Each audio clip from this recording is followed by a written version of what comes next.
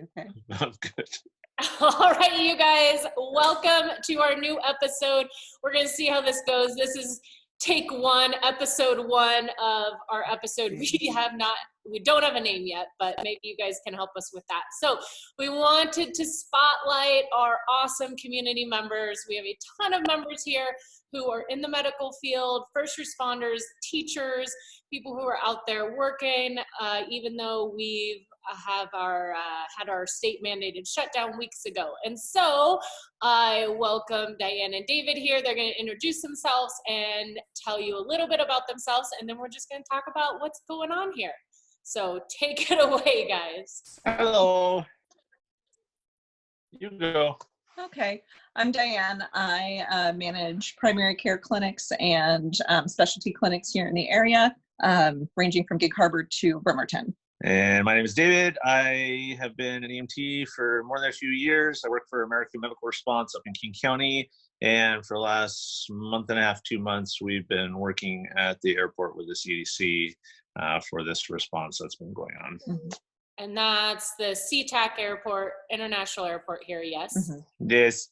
Awesome. Yep. And for anybody who's just watching, so Diane's talking about, so we're in Pierce County, which was in Washington State, which the first counties that kind of had a lockdown and school stopped was Snohomish, King, and Pierce. So we're like right in the heart of it. And so awesome. Tell us about kind of what the last 2 weeks have been like for you guys. And have you slept? So that's a no for David on the sleeping part. For me, there's just been a lot of increased hours, a lot of time away from home. We've seen, because of the specialties that I'm in the medical field, we're primary care. So we're doing a lot of trying to keep people well by encouraging them to stay home, by really make sure people are educated. And it's been a lot of really quick turnaround on trying to keep up with what's happening with the CDC and the DOH and all of those things. So there's a lot of process revamping, like constantly. So it's been a lot of long hours and a lot of stress. And for me, I think over the last 2 weeks, I put in about 172 hours. This next pay period is going to be around 189, working 7 days a week, 13 to 13 and a half hour days. And so right now I think I'm a jellyfish and I've been hallucinating elk running across the road. So, I mean, that's been pretty cool. But that's only off duty. So on duty, everything's been fine. So it's been really cool to be a part of the process and see everything happening as it develops. Yeah. Cool. So have you guys seen, because on our end, or at least from like the small business owners position, things have been evolving like constantly. Yeah. Like every day there's something new, and every day everybody, a little bit more people seem to have figured it out of how to kind of make do and the benefits, and trying to see kind of the positive, as opposed to maybe what we're kind of seeing on the news, which is sometimes the opposite. And so is that what you guys are seeing too, is new processes, new procedures, like good stuff happening? Yeah, absolutely. I know on my end, it's just a constant evolution of care. We're getting to be really innovative right now with how we're caring for people, because ultimately our goal is to keep people home. Which is kind of the opposite of what you usually do in a clinic setting. You usually want to see your people face to face, and you want them there, and you want to provide that hands-on care. And so part of what we've gotten to do is really look at ways to keep people home. So if that means virtual care, or doing more over the phone, or those kinds of things, getting to develop those processes to try and keep up with keeping people home and keeping people safe.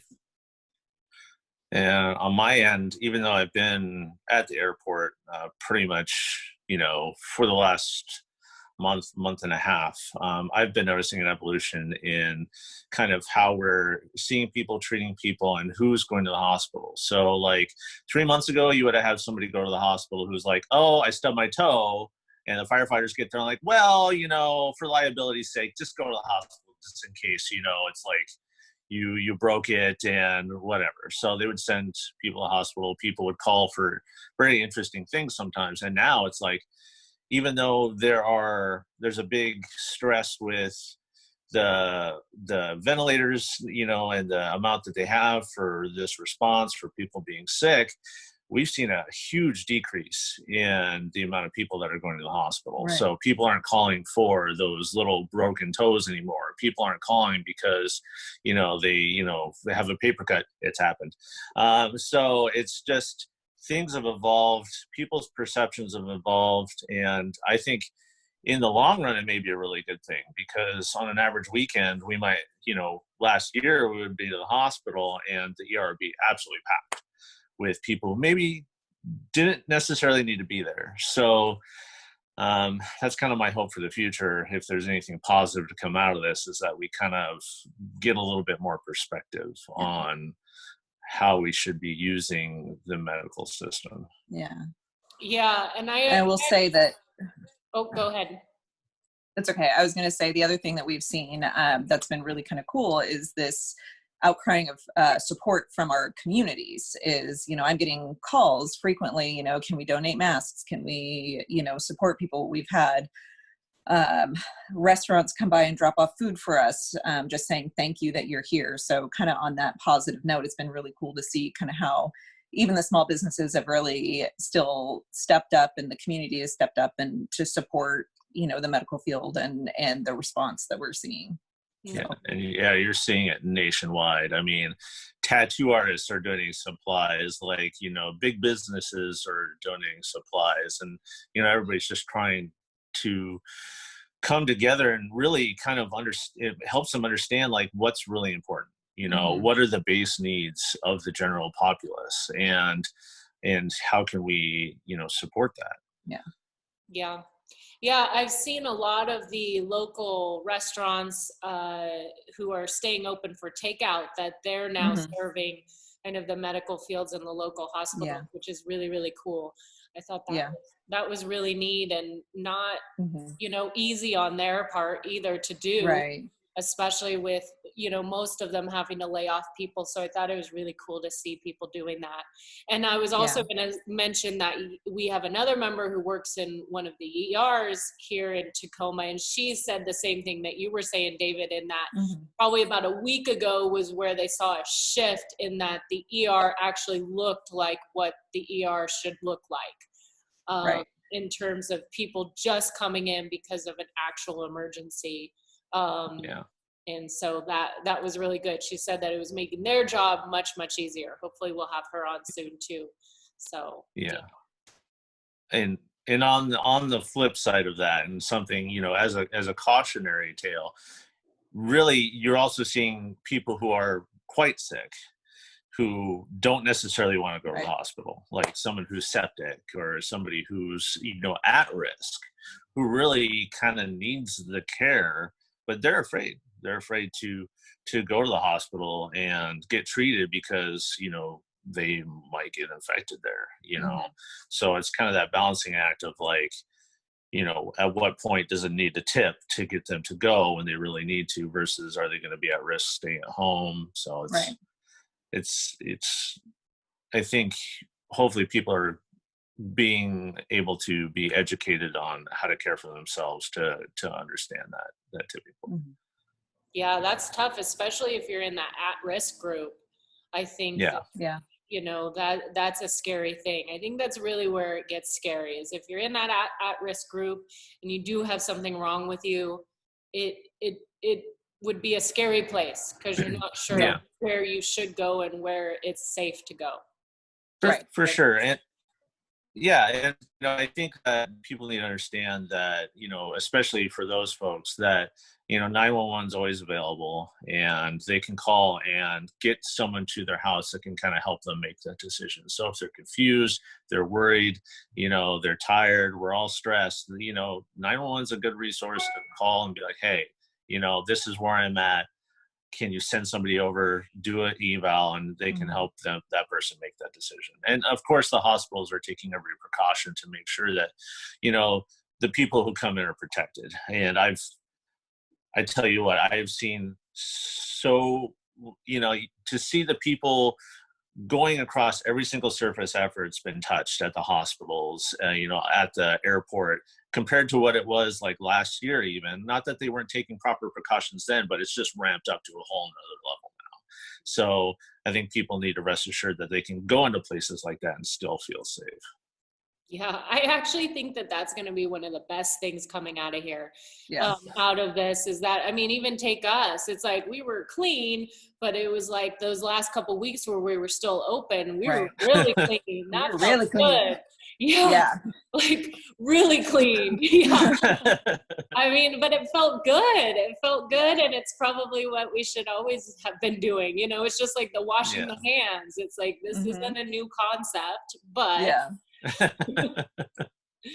well, awesome. Speaking of which, how much do you guys miss the gym?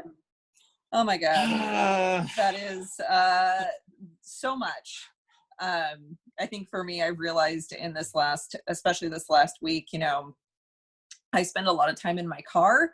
And so you often hear people saying like, oh yeah, my 20-minute drive home is like my time to decompress and, let go of the day and those kinds of things. Well, for me, I drive up and down Highway 16 all the time. And so being in the car is my time to think, and it's my time to like problem solve, and my brain's constantly active. And what I realize is that having the gym is my decompress time. And so it's the only time of the day where I can shut off my brain and have that kind of reset moment. And not having that and coming home and going straight from the craziness of the day to, trying to spend time with our kids and keep up the house and do all the other things that need to be done, not having that time to just have a mental break has been very, very challenging. Yeah. And for me, it's like we have all the workout stuff at home and we've had it for years, but that's not why I go to the gym. I go to the gym, one, for the accountability, for the coaching, but mostly for the social aspect. And, I miss the 9 a.m. cruise, I miss, Joan giving you crud, I miss all of the Jens and Jennies, I miss Margaret and I miss Emily's hugs. So it's like, that to me is like, that helps me. That's how I decompress there, on top of just the workouts and the feel goods from that, is just having, all the really awesome people there and the community that's been cultivated is just, it's awesome. And definitely miss it. Yeah. And, having the regular classes for the kids and those kinds of things has been really hard too, because I can send them the workouts every day and those kinds of things, but it's different when you have that engagement of the coaches and, even for them, just getting that other positive community of encouragement. Right now they only have each other, which when you have 2 teenagers is really scary, leaving them at home because they don't encourage each other. So yes, I know. Just going somewhere. We're like you. We've had all the equipment too for years, and we do not enjoy working out at our house. So even just being able to go to like a third location is a big deal, because it's hard when you have that drive, you say you have that drive home and you're like, okay, we're going to work out when we get home, say it's 6 p.m. or whatever, but you're in your house, you're in your living room, the kids are either there or in the house, and you're worried about that. At least that's how I am. you're thinking of all the 800 other things that you need to be doing because you're in your house looking at it. You're like looking at, you know, your laundry, you're looking at your kitchen, you're looking at all those things that you need to be doing. So yeah, I too have realized that just how much I really enjoy being around people. It's like you don't get into the business not wanting to help people, but I've always liked having downtime and alone time, but I've been able to balance that because I've been able to be around so many people, and people, just like you said, David, people giving me crap, and it's awesome. It's awesome to have the interaction, and I miss it tremendously as well. And I hope that everybody's keeping their head on straight and gonna come out of this just fine. That's my hope and my prayer for everybody. So yeah. Well, awesome. Well, that is it. I thank you guys for being here. Thanks for staying up an extra 15 minutes, David. And thank you guys for what you're doing. We appreciate it. And hopefully you can get some rest, and we see you guys soon. All right. Yes, absolutely. Miss you guys. Yes. All right. Bye, you guys. Bye.